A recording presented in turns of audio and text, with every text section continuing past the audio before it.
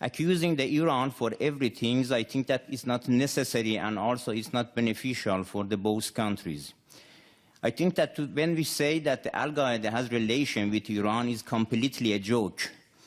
We do not forget, and everybody do not forget, that bin Laden is a Saudi citizen and has a strong political and economic relations with inside of the Saudi. I think that everybody does not forget that from the 19 people of the people that committed the 11th of September, 15 people of that 19 was the Saudi citizens. So it seems that, and also now in this room, I think that many people also knows that which country or which countries has supported the Daesh for many years. Just I would like to mention that the things that Minister mentioned here is completely against and opposite to the policy of the European Union leaders and even United States that does have relations with Iran regarding especially the recent cases of the nuclear negotiation.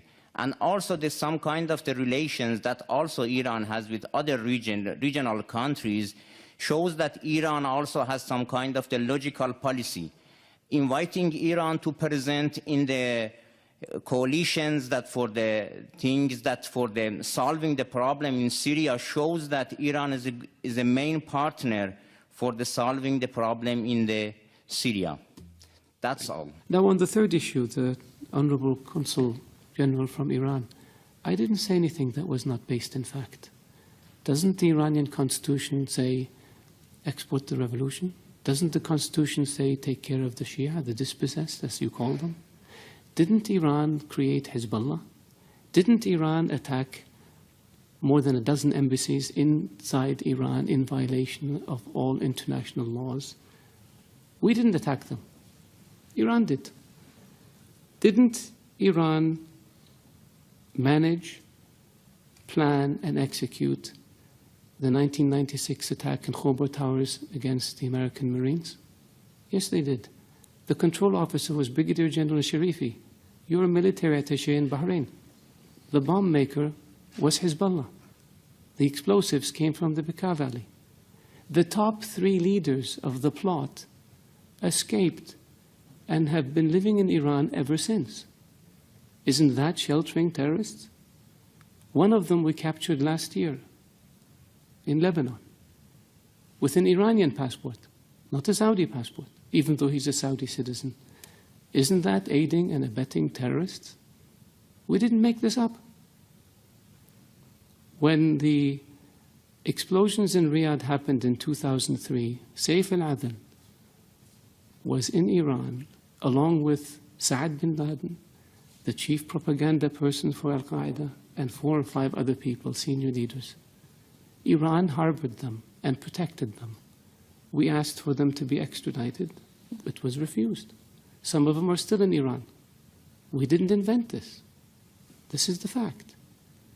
The order to blow up 3 housing compounds in Riyadh in 2003 was made by Saif al-Adl, the chief of Al-Qaeda operations, while he was in Iran.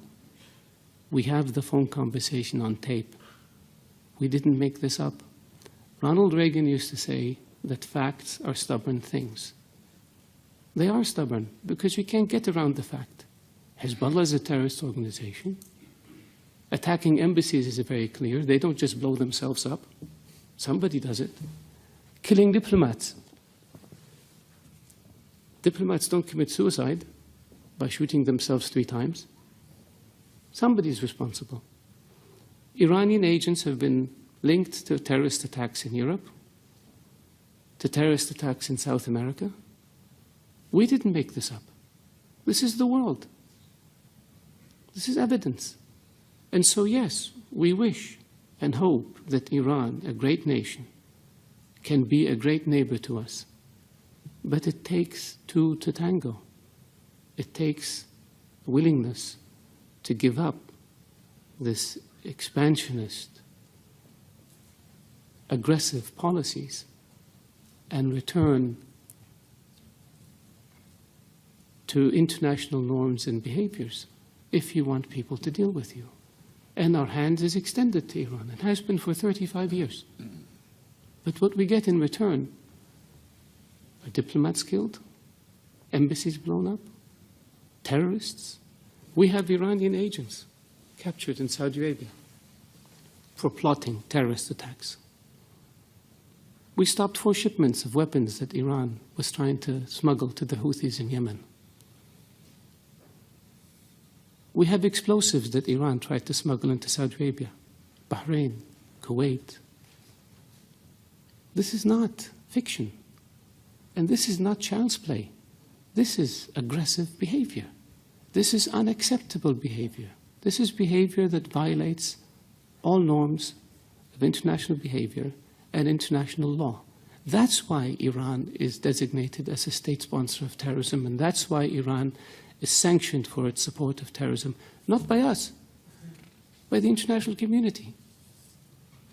So could it be that the whole world is wrong and Iran is right? Could it be that maybe international law that says peaceful relations and non-interference in the affairs of others is wrong, and Iran's approach of aggressively pursuing your objective, irrespective of how you do it, is correct? I don't think so.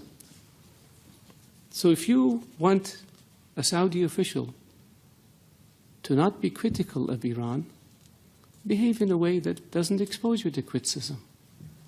And so far, your history has been one of death and destruction, disregard for international law, and disregard for principles that have existed since the advent of nations, which is good neighborliness and non-interference in the affairs of others.